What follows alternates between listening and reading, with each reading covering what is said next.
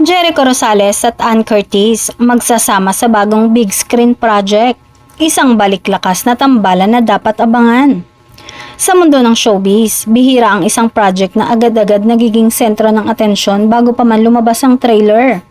Pero yan ang nangyayari ngayon sa bagong pelikula na pagtatambalan ni Jericho at Ann. Dalawang bigating pangalan, dalawang artistang kilala sa husay at dalawang personalidad na may sariling marka sa industriya. Kaya hindi nakakapagtaka na sobrang excited ang fans sa paparating nilang proyekto.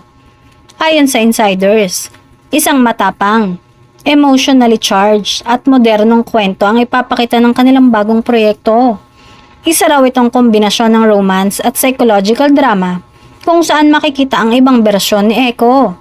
Mas mature, mas malalim at mas handang sumugal sa mas challenging na karakter.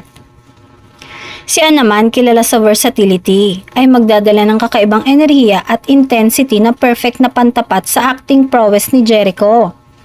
Maraming netizens ang nagsasabing posibleng maging isa ito sa pinakamalaking proyekto ng taon.